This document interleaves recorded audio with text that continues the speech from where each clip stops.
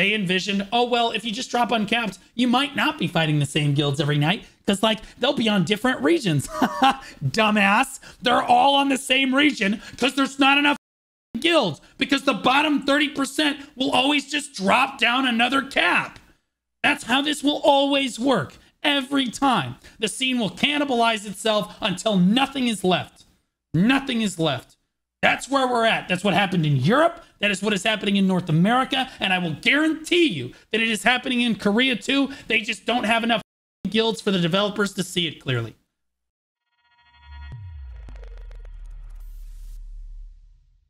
So this is Sachi Koro. One of my good buddies from Barcode. He's pretty new to YouTube. I watched this montage. You guys remember his montage a few days back, the Bunker Boys montage that I watched. He made a video on the current state of PvP and a PvP perspective overview for BDO. Given the current state of BDO, I kind of want to take a look at it here. Saying I love BDO, but don't mistake my words there, PA. I don't love BDO for what it is now. I love BDO for what it once was. You see, BDO used to be this challenging, lawless wasteland where the strong reigned high and the weak scavenged for whatever little bits that they could find to build themselves up in a world where if you didn't have connections, if you didn't have friends, if you weren't strong enough or smart enough on your own to pull yourself out of that filth and muck, then you would never progress. And that was beautiful. Throughout the past couple of years, He is correct. He's absolutely correct. That is how it used to be.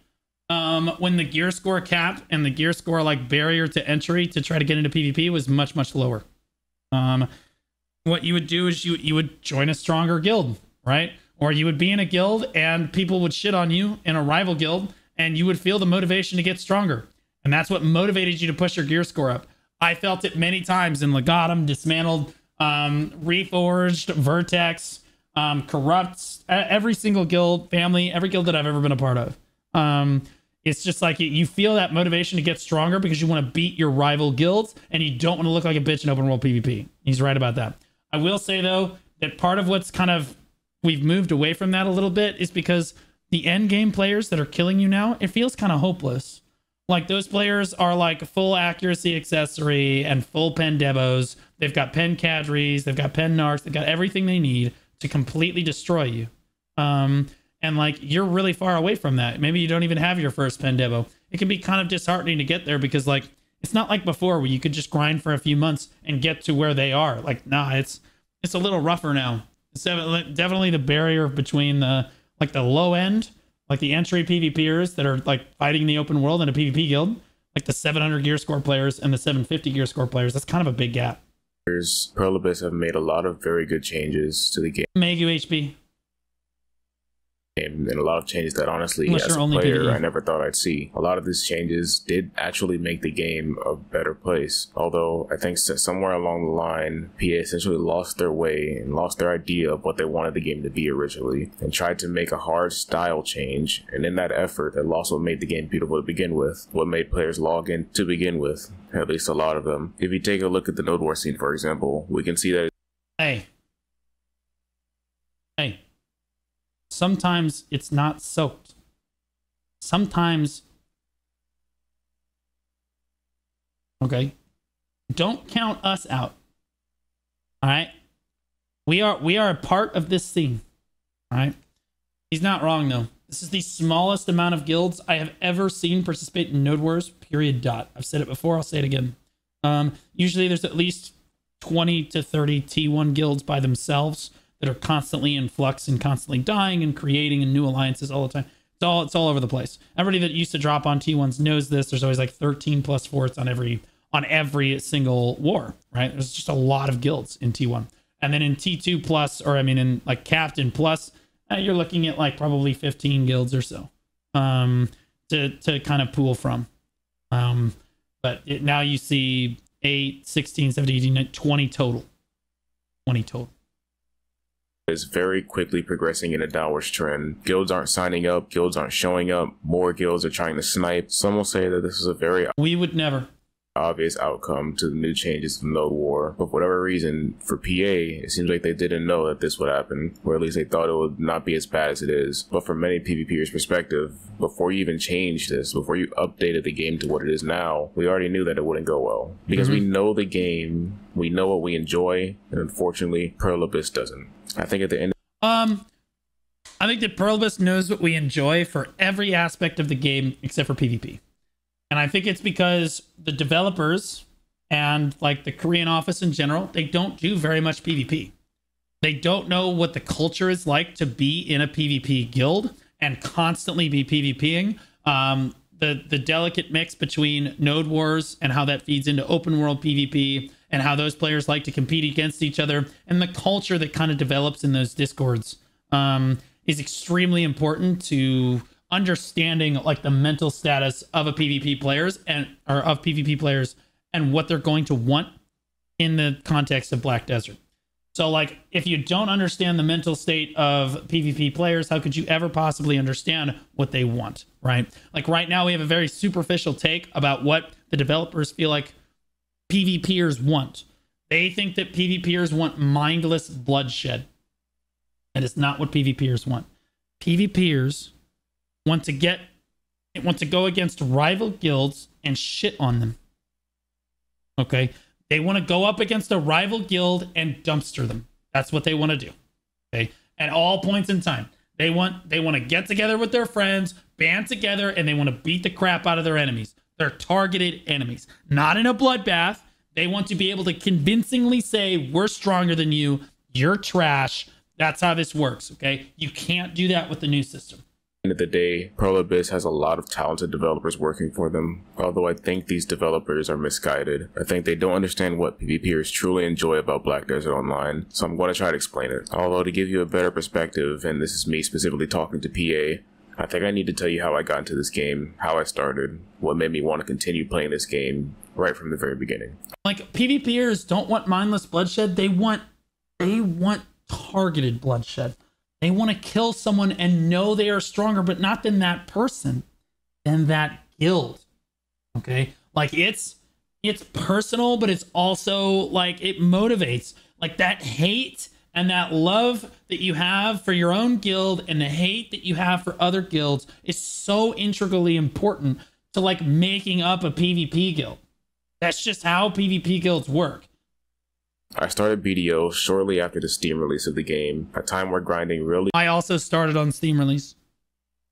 Didn't reward you with much, and the central marketplace was essentially whoever had the most silver for an item placed always got the item first. So progressing at that time as a new player was actually really difficult, especially as someone who considered themselves at the time to be a solo player. But just because the game was difficult for a new player doesn't mean it wasn't fun, because I knew at the end of the day there was a way I could progress, I just didn't know it. Oh, dude. New player experience in BDO back then was the worst part about the new player experience back in 2017 was that the learning curve was also the y-axis of this graph. The learning curve for the game was literally tremendous. Okay. Literally insane. It's like up here. Okay. It was insane. That was the hardest part about the game. Okay. The easy part, the stomachable part, the part that kept you playing was ironically the fact that PvP back then was extremely organic. Completely different than what we have today. Guys, picture two functional grind spots, Saucins and Pirates. Okay, there were two grind spots with half as many servers. Okay, with probably 50 to 100% more players. Okay, so you're talking about a lot more people competing over a lot less resources. You can't just swap, go to another server. There's no Marnie Realm. It's one of these two grind zones, and that's how it goes, right? Maybe you get to go to Helms. For bitches like me, I was like, I'm going to Elric's, right? But like back then, nowadays, somebody walks onto your grind zone and they flag on you. You take it personally. Like, what the fuck, man? You get really upset. Back then, if somebody walked onto your grind zone and they flagged on you, it wasn't personal. You thought that that was going to happen. You knew that was going to happen because everyone is trying to fight over this spot. He's not just trying to kill you for the sake of killing you. He's killing you because he's got to get a grind spot. Got to grind, right? And when he kills you and you have to swap servers, he's not following you. That... This dude's looking around like, oh shit, bro, I gotta fight the next three people. I gotta fight the next three people waiting in line for this same grind zone. Okay, this is how it was. PvP wasn't personal, and it didn't feel very bad as a new player back then because, like, It didn't feel like I was being targeted. It just felt like, okay, everybody flags on each other. This is just it. This is how it was. Everybody just flags up and like you fight for the grind zone. If you can't fight for the grind zone, then you go to a lower grind zone like Elric Shrine, Abandoned Iron Mine. God forbid you have to go to mains, you know, but like you got it done and then you grinded really hard so that someday you could be that guy. So when they come in and grind on you, you're like, get the out of here, you loser. You know what I mean? Like that's how it was. That's how it was. Damn, bro. Damn. But yeah, Nowadays, it's always personal. If somebody kills you, you're like, oh, yeah, that's Flowray.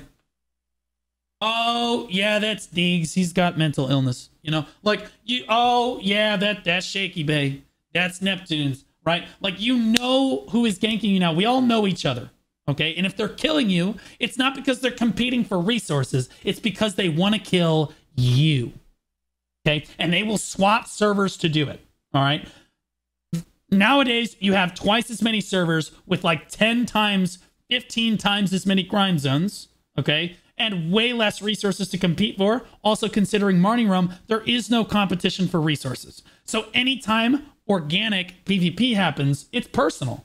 And it feels like shit, all right? And the developers realized that and they tried to fix it. What they need to replace it with is real, true organic PvP. And then players won't complain about it. Well, players will always complain. But players will complain a lot less if they don't feel like the PvP is personal. I've been doing it before. But you have to create competition for resources. Noctis 2, thanks for the Prime sub, but I appreciate that. The way you do that is you take Arsha and you make it a clown fiesta. Choice had a good idea yesterday. I don't know if it's necessarily the way I would go with it. Choice said that on Arsha, like 1 week, they should make it so that your Agris is just not consumed at a certain grind zone at like Trolls for this week. You just don't lose Agris, but it can be running all the time. Your Agris is not consumed at Underground Gyfin, even though it's not an Agris spot, but you can have Agris running all the time on Arsha only. Okay. Also, your loot scroll is never running on Arsha. You just always have 300% drop rate buff to motivate people to go. So like, I don't know, that could be a step too far. I'm not sure, but like the competition for resources is what you're looking for. My suggestion was to take those old ass grind zones, like the Medaya grind zones that nobody's using right now anyway. No new players or anybody who's going to actually go to those. On Arsha, you just literally add like 2 zeros to the end of their trash loot and super buff their loot for the week, right? Okay, guys, this week, Sawsons, it's going to be 3 billion silver an hour.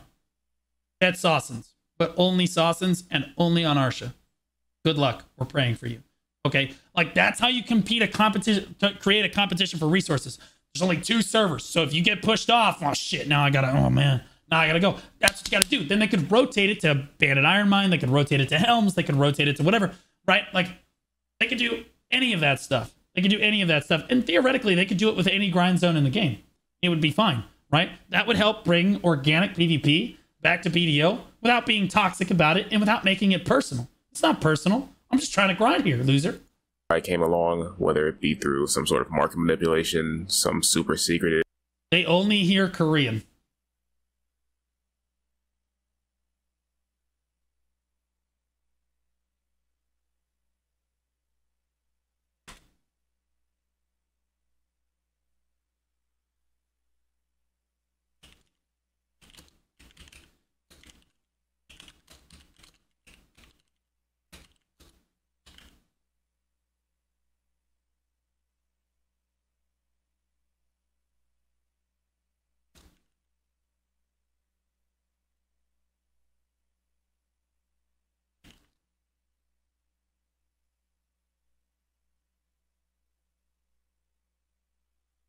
당장 PVP를 고치세요.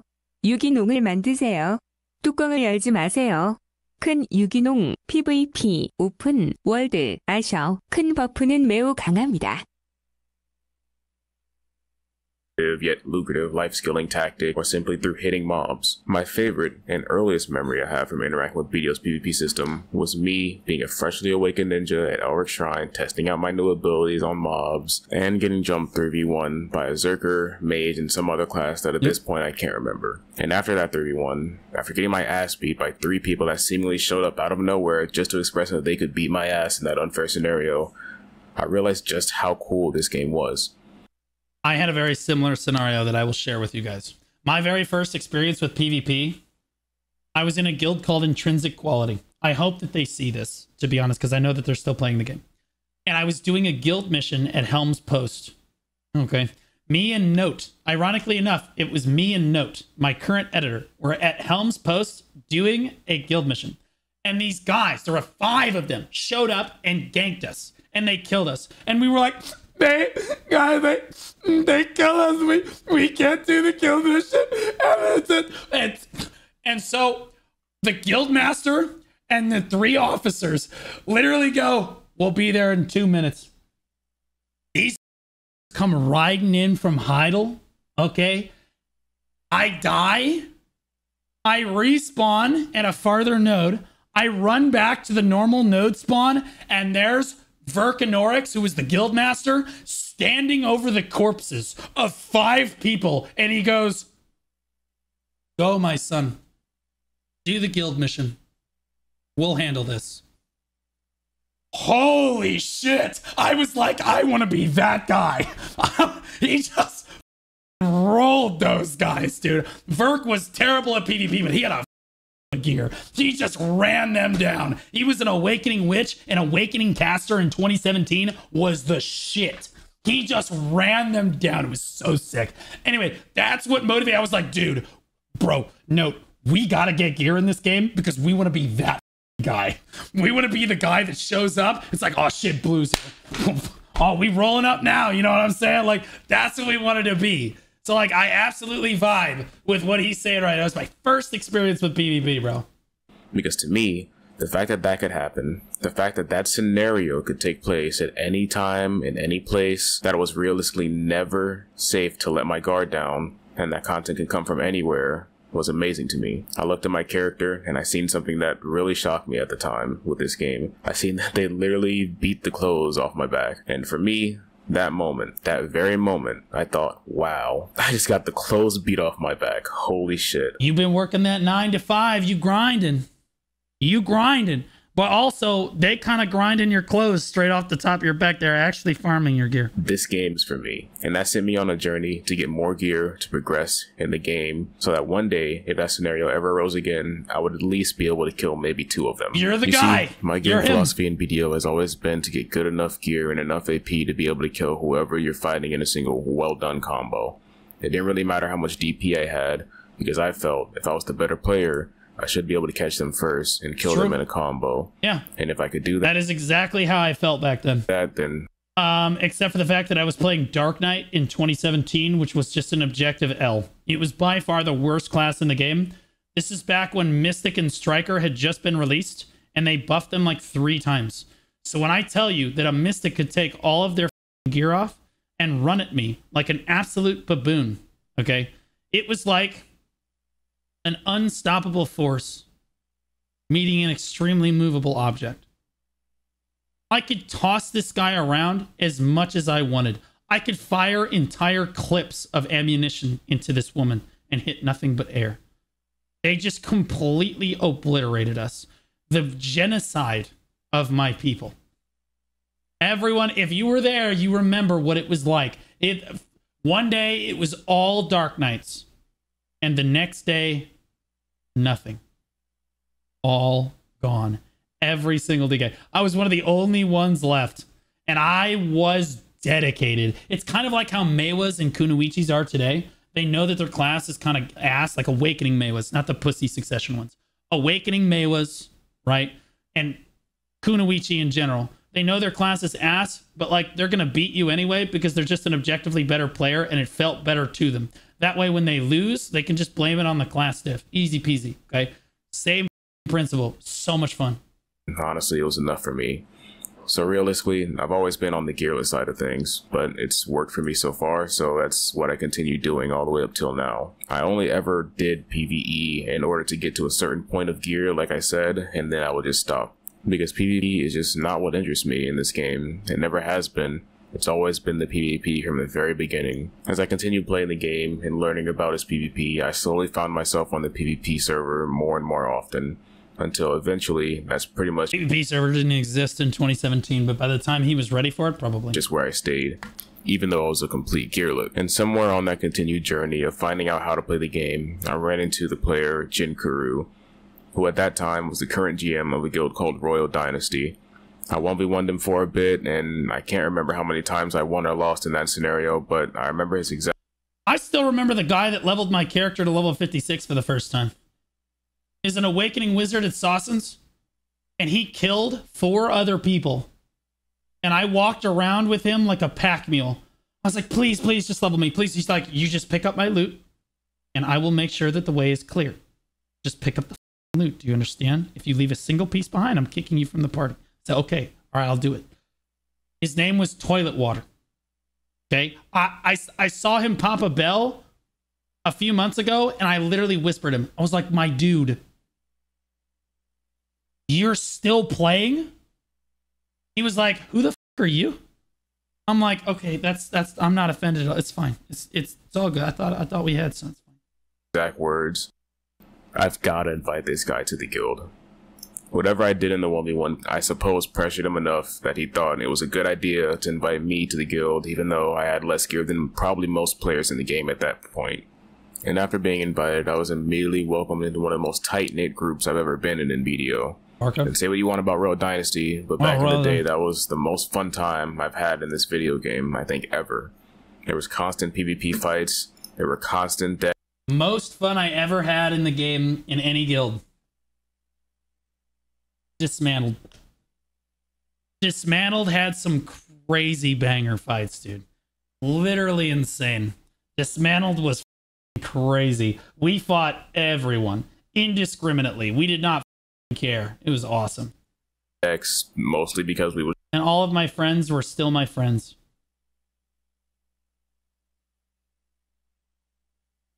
Shit talk everybody and get them to deck us, but there was always something to do. Whether it was fighting Shaky Bay's guild for the 100th time or running around Arsha fighting people we had realistically no business fighting. And say what you want about Shaky Bay, but at least for me, he brought a ton of content to the game. I'd be receiving messages. Holy rare Shaky W. Rare Shaky W. And I'm going to go ahead and reinforce that and say he absolutely did. That's why, as much as you might like to hate Shaky, as I said in that video, we love him. You might not like to admit it, but you watch all of his content, start to finish. It's just 24/7, around the clock. Like, hey, Shaky Bay is griefing our guild member here with his guild. Pull up and help. And it was always enough to get me to log into the game again. Same thing with Joe Never Fails. Bro, comparing Joe Never Fails to Shaky Bay, Joe just woke up in a cold sweat. I don't know where Joe is in his life right now, but Joe just sat up in a cold sweat in his bed, like hyperventilating. You can't compare this two. It's not fair to Joe. Play every single day. And that brings me to my first issue with PA's new perspective on the game. If we take a look at the post they released in response to the one-sided decks, they listed it as followed. In their eyes, they viewed all those declarations of war. In NA, there are currently around 100 cases of one-sided wars occurring daily, which corresponds to an annual average of 37k cases. In EU, there's currently 120 cases of one-sided wars daily, which corresponds to an annual average of 44k. They see them as negative. They did as followed. In their eyes, they viewed all those declarations of war not as players interacting with their fun open-world PvP system, but as cases of pure harassment that needed to be resolved by them and not by us as players. In a lot of cases, in a decent amount of cases, it was harassment. But there was a way to fix the system, right? Like, if they had just fixed the old system, they could bring the old system back, right? Just make sure it works and you can't exploit it, right? There was ways to put people on protection. There was ways to not be decked. You just don't deck anybody, right? But the problem was it was way too easily exploitable. So you have a guild like Sharkbait, okay? So there's a guild. This is a good example I like to use. Sharkbait was a guild. If you guys are probably going to know what I'm talking about. Sharkbait was a guild in BDO. It had a bunch of gearlets, okay? And they were belligerent PvEers, okay? These are the types of players that you hate. These players walk onto your grind zone and just start grinding over you, okay? Yeah, they would always say Sharkbait, ooh ha ha, when they came onto your rotation. It was weird. It was like a cult, but really funny. That being said, whenever a Sharkbait member showed up and started just grinding over you on your rotation, you knew that you needed to swap servers. Because what Sharkbait was doing was they're trying to bait you to deck on them. They're trying to get your guild to declare war on them by being the pissant piece of shit, okay? As piece of shit as they can. And also showing you that they don't have a lot of gear, right? They don't want you to flag up. They just want you to send the deck, okay? That way you can kill them and they'll leave your grind zone, okay? And the second that you decked Sharkbait, Shark Attack, which was a guild of about 38 to 42 absolute specimens, would deck you, okay? And the moment that Shark Attack decked you, you knew you f***ed up, okay? Because these guys were always online. They had infinite amounts of gear and they ran your shit down. They didn't undeck for like ever either. They just kept the deck up forever because they could do that, okay? This is a clear exploit of the PvP system, all right? The way those two guilds are interacting with other people shouldn't have been allowed. It was very easily fixed. It's really not that big of a deal, okay? But instead, they went and ripped out one-sided decks altogether, which, in fairness, squashed harassment clean. You're done. But here's the thing. You could have just made your protection system actually work. Like, if you're under protection in a guild, you can't be PvP'd by anyone, even if they flag, if they're decked on you, right? Like people that flag that aren't in a rival guild can kill you, but if they're decked on you, even if they flag, they can't kill you, right? Like, so you can still be PvP'd, just not against the enemy guild. That would have been fine too, because you can only put a limited amount of people on protection, right? If they had just fixed the old system, it would have been just fine. Instead, they decided to rip it out root and stem, which was another option, okay? Removing harassment in the game was an objective W. The way they did it, a little bit brazen. Players. By no unclear means, it removes a large portion of player agency from the game. The guilds that at one point would have to work together and work things out with each other to bring down the deck or simply go to war with each other until both sides got bored, suddenly don't even have to interact with each other ever. And if there are no issues to be resolved between guilds and players alike in the open world, then for those people that enjoy open world PvP the most, what's the point of logging in outside of Node War and Siege? And I know what people might say, Arsha, right? Well, let me quickly summarize what Arsha is from the perspective of a player. It's a PvE server. We're in a position where Arsha, people get upset with you for interrupting their grind rotation on Arsha. That's where we're at nowadays. We have some streamers that try to report people for grinding on them on Arsha, right? Like killing them on Arsha. It's crazy. Player who's been on there for pretty much as long as he can remember playing BDO. Arsha's dead. It's a barren wasteland. It's cooked. People only go to their grind and will swap servers if you attempt to PvP them. Immediately. Caught. I go to Arsha when I'm off stream, and that's where I grind. I always grind on Arsha when I'm not streaming. Okay? If anyone shows up to PvP me, immediately swap servers. All right, I'm done. I go to the other Arsha server. And if somebody bothers me there, okay, I'll just go to a normal server. It's fine. I'm not PvPing you. I've been roaming Arsha. Not worth the time loss. Not worth the crystal loss. I guess crystal loss kind of out, but not worth the consumables loss. Not worth the time loss. Doesn't matter, bro. Like, for years at this point, as my main form of content outside of when we had declarations of war. And let me tell you, if you log in Arsha right now, you'll run into the same 5 to 6 players who are always Arsha roaming, or you'll run into low-geared players who have no interest in PvP and are only on the server for its grind buff. That's me. This is because most of the game's PvPers are soft-quitting the game at this point and only log in the Node Wars and Siege. You're not even doing just that. how impossible it is to find PvP in the open world currently.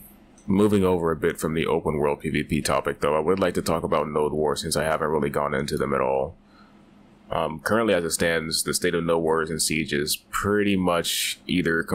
The last time I was on Arsha, guys, I was doing Dekia Ash, and the guy, I'm in the middle of Dekia Ash, and the guy walks up next to me. It was an Arsha Anonymous, so no one could see my name.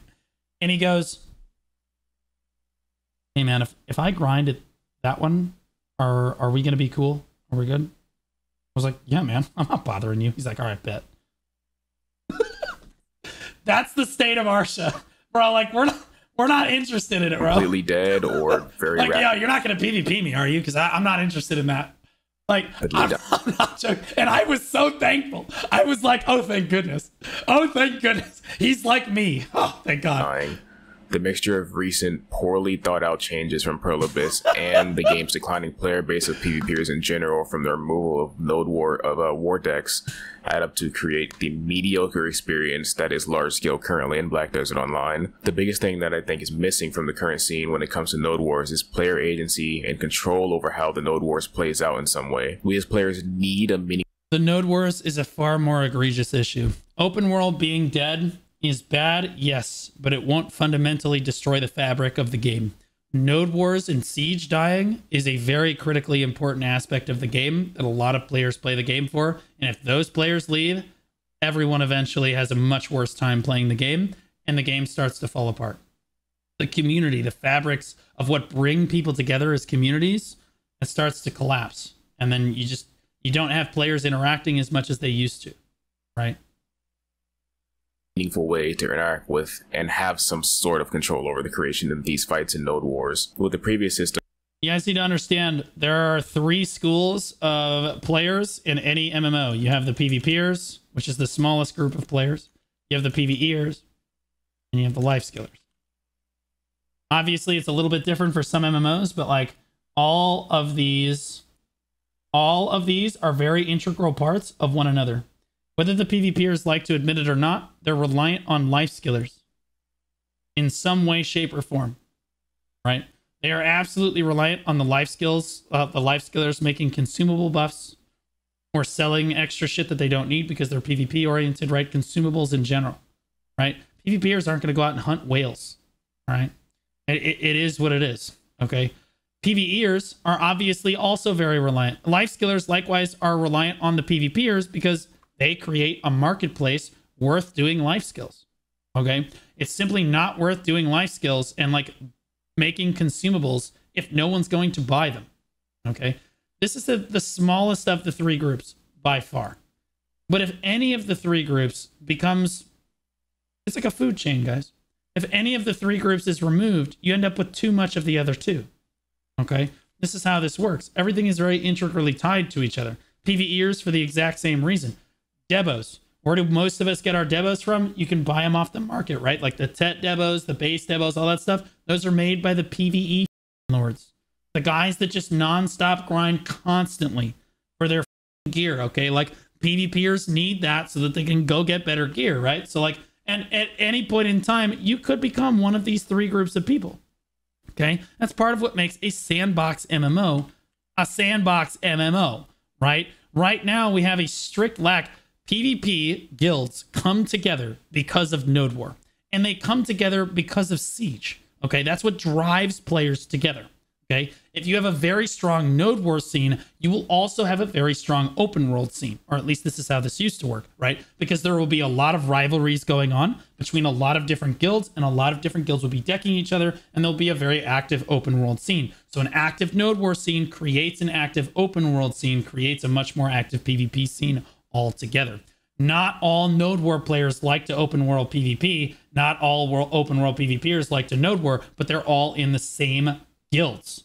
Okay, those guilds only come together to do Node Wars. The open world, everything ours, the guild league, all that extra stuff is all extra. It's all extra. The guild fundamentally is built upon doing Node Wars and Siege and coming together as a group of people and working towards a common goal.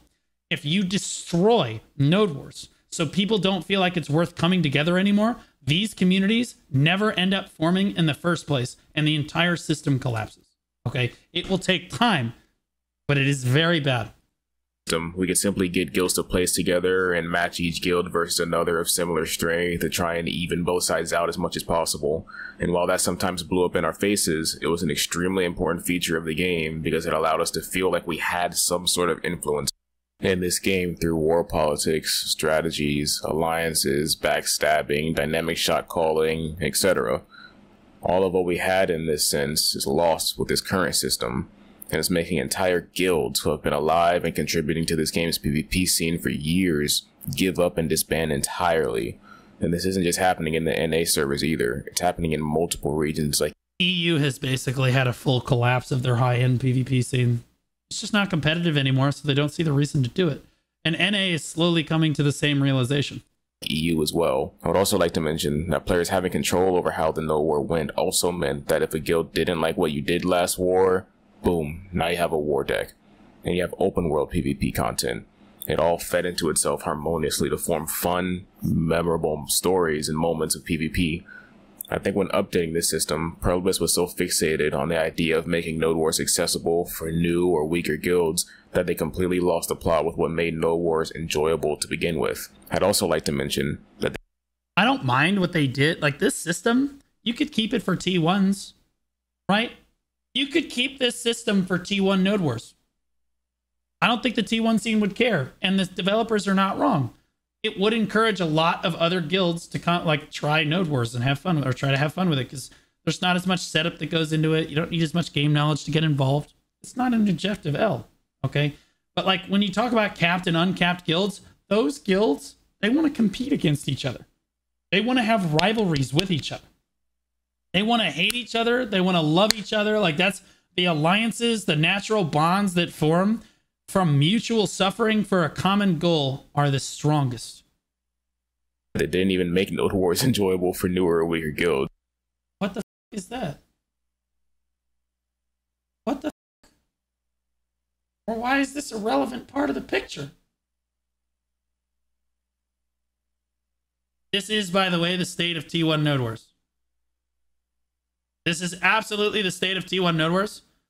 5 forts spawn on Serendia. Show, Corrupt, Mayhem, Zerg, Barcode. All the T1 guilds just walk to town. They're done. That's it. That's the problem. Right? And I know what the developers are going to say. The developers are going to say, well, we just need to find a way to force the other guilds to not drop on T1 Node Wars. Problem with that is that doesn't solve the system. Then all of those guilds will just quit altogether because there's no actual fighting going on. No one wants to just sit there and get farmed every single day and be forced to do it. That sucks. No one wants to do that. The reason Node Wars was fine before is because you had a guild like Zerg that could theoretically be in a fight with Cho Nation and still have a good time. Okay? Mayhem is the kings of being farmed. Mayhem are the kings of just putting their helmets on, industrial strength helmets on, and just running it the f down on people. But they felt like they were having a meaningful impact on the fight as a whole. Now, there's none of that. There is every guild for themselves, and you are running it into Cho, and there is no one here to save you. You have brand name guilds like Cho, etc., dropping on 30-mans because that's realistically the only place you can actually ensure that there will be people to fight. Although, I don't even know how long that will last for. Moving on to Siege, Perlibus is on the wrong track. The scene slowly cannibalizes itself, as he just saw. So no one wants to be with this current PvP system, this current Node War system. You have uncapped, capped, and T1. Okay? 3 tiers. And at any given tier, you do not want to be in the bottom 30% of that tier. Okay? Whenever your guild ends up in the bottom 30 to 40% of the guilds dropping on that tier, you're just sitting there getting farmed with this new system. No one wants that. So you know what they do? They drop down to the next cap. And eventually, there's not enough players dropping on uncapped. So all of the strong guilds drop down to capped. Well, that makes the weak guilds, okay, well, now we got to drop down again to avoid those strong guilds. So they drop down to T1s. Okay, well, what do the T1 guilds do now? That they are the, and by the way, then all the strong guilds then also have to drop down to T1s. Okay, what happens to the bottom 30% of guilds in T1s when everyone is forced to drop there because they don't want to be in the bottom 30% of guilds? They quit. That's it. They just don't drop anymore because there's nowhere for them to go. Right? That, or they can go try to snipe the captain uncapped. That's it. They quit. So in this way, the scene cannibalizes itself. It eats itself from head to tail. Okay? It's not Cho Nation's fault. It's not Digital's fault. It's not Corrupt's fault. The developers have allowed this to happen with this current system. With the old system, you didn't see Cho dropping on T1 Node Wars every day. Okay, you never saw that. Once every 5 years, you might see Cho for fun drop on a T1 Node War. Oh, whipty shit, and then they would leave again, right? And it was the same thing for the other guilds. There was no real incentive to go there because they could get fights on capped and uncapped, and not everyone thought that they were going to get farmed every single night. Right now, if you drop uncapped, you're running the risk of just being run down every single night by the exact same guild, and there's nothing you can do to avoid it because there's just simply not enough guilds to make the diverse scene that the developers envisioned. They envisioned, oh, well, if you just drop uncapped, you might not be fighting the same guilds every night because, like, they'll be on different regions. Dumbass. They're all on the same region because there's not enough guilds, because the bottom 30% will always just drop down another cap. That's how this will always work. Every time. The scene will cannibalize itself until nothing is left. Nothing is left. That's where we're at. That's what happened in Europe. That is what is happening in North America. And I will guarantee you that it is happening in Korea too. They just don't have enough guilds for the developers to see it clearly. Once again, adding in changes that only serve to hinder. What's the fix, Blue? Again, you can keep the current system for the T1 Node Wars, and you could theoretically implement the old system for capped and uncapped Node Wars. Okay? Because furthermore, the biggest problem that you ultimately have with this Node War system, even if it was working, even if this Node War system was working as intended, you now have a Node War system that does not teach you the fundamental mechanics used in Siege. Okay?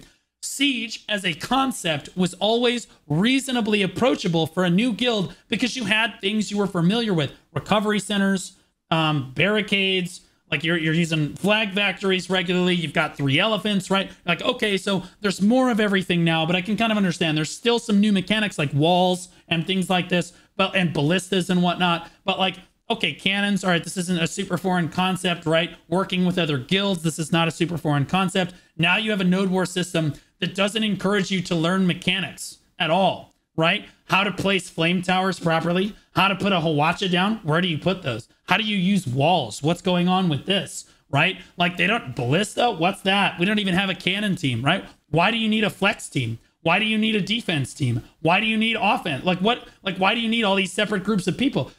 It's foreign. It's cooked. You have a Node War scene that is not feeding into the Siege scene. So all of the new guilds, even if they were new guilds coming up and trying to do Node Wars and stuff, they can't get into Siege because the barrier to entry is just far too high. So instead, what's going to happen here is the veteran guilds are going to fight each other for a while, and eventually they're going to get super bored, and eventually veteran players quit. Okay, everybody knows this. If you've ever been in a guild, guilds have turnover rate. Okay, what keeps a guild alive is new players coming up from the old scene. You pick up these players, they apply to the guild, you pick up these players. Well, your old players start to go inactive after a while. Somebody that used to come to 5 Node Wars a week is only making it to 3. Now he's only making it to 1. Now he's missing Siege. Now he hasn't logged in for 3 days. Okay, it's time to kick him, bring in the new guy, right? This is turnover. This is how guilds work. This is how PvP guilds work. You're constantly shuttling people in and out of the guild to keep the guild healthy and active and competitive. You don't have that new influx of players, so as the older players go inactive, there's no one to replace them. So the guilds die. 11 months. Versus castle owners, so much to the point that it's now completely impossible to 1v1 a castle without an extremely steep difference in guild strength between guilds. Again, the developers have no idea what they're doing in terms of Siege. What the developers think that we find fun as a player base, they think that it is fun to zerg a castle. They think it's fun for one guild to defend while the other guilds zerg the castle. This is not a fun experience, okay? It's not fun for the people pushing the castle, okay? Because there's too many people, it's lagging, and you're just getting farmed on repeat. And it's not fun for the people defending the castle because you're lagging out of your mind and you can't do anything because there's too many people in one spot. Siege shouldn't have castles at all. They should be built with fortified, like actual forts. Okay? And like the guilds should just fight each other. And the people defending the region should have like super giga omega enhanced fort. You know what I mean? Strong walls, strong Hwachas, strong flame towers. Like they should get extra stuff, but still have it be kind of like a similar fort. Okay, like that's basically how it should be. You avoid this castle Zerg shit. They think that it's fun. Like it's a fantasy for PvPers to defend a castle against all these people. And in fairness, it does sound kind of cool. But the servers can never handle it.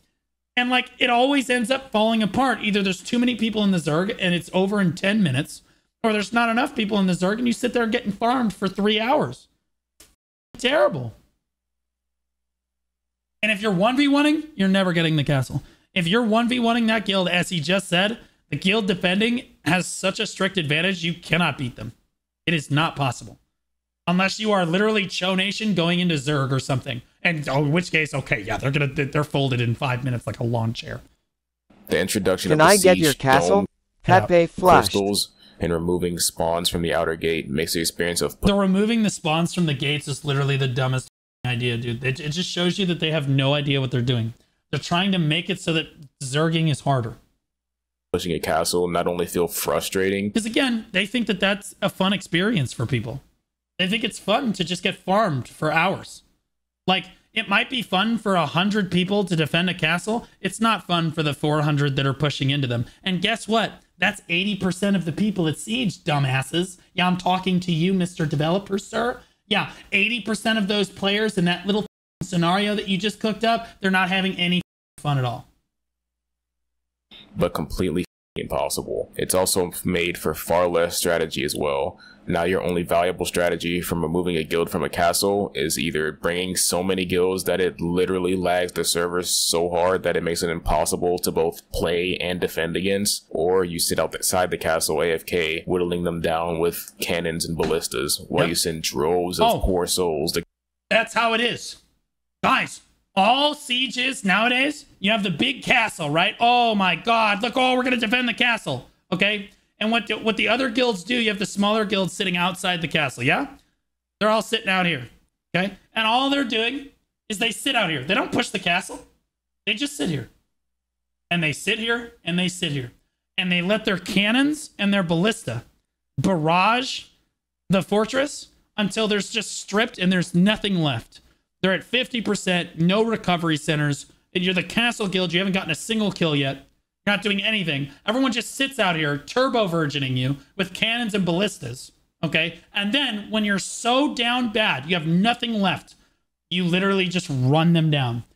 Yeah, and we flex hunt them. No, sweetie, you're an idiot. Okay? If you send your flex out to try to kill this cannon guild, their entire guild, unless your 20 players can beat 100, you're dead. Your flex isn't getting shit done. Okay? Yes, I was actually there. You're banned from my chat. Never come back. Okay? Just to be clear, that is one moron talking about one instance where his guild is so significantly stronger than the other siege guilds that it literally doesn't matter. One player could kill 80 other players because he's killable. Yes, in that case, your flex can get something done. But in this scenario, everyone's offense ball, everyone's entire guild is just sitting on their cannon team.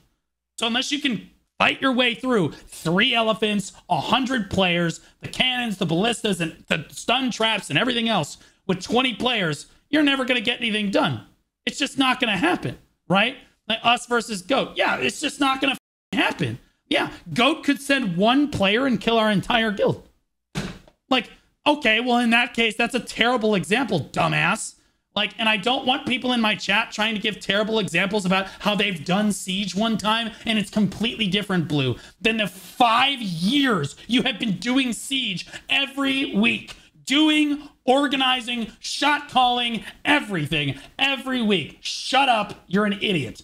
To constantly full int themselves into the front gate until the castle holders eventually die. This also means that if there are any team fights in a region, the castle holders can never be included in them because there will never be enough time to kill both an enemy side and then also kill the castle holder when they choose to defend. Lastly, and very quickly, let's bring up rotational PvP game modes, but very briefly. AOS is a fun game mode overall, but it's riddled with flaws.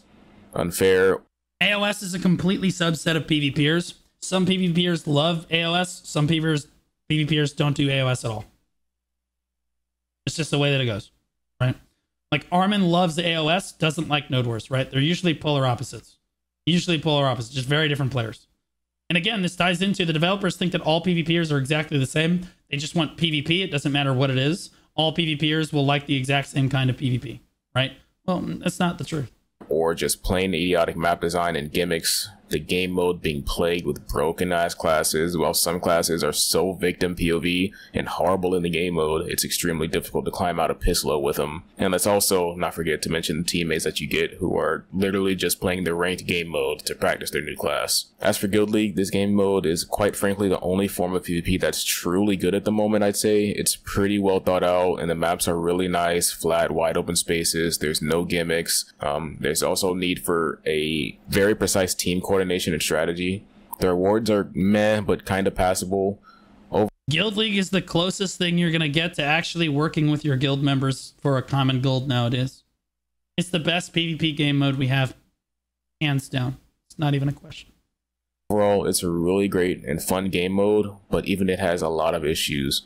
The ranking and matchmaking system is really, really bad, and even though it starts out we don't have. It's the best PvP system we don't have. With good population of players, it inevitably becomes a simulator for facing a guild that's either impossible to beat or a guild that's impossible for you to lose to. I'm not sure what the solution is for this, but where I'd probably start is the rewards. Players are going in and spending a ton of silver on buffs and elixirs to stay competitive, so maybe make those free in this game mode, so you're not tripling the amount of money that you spend in comparison to the rewards you get for winning and losing.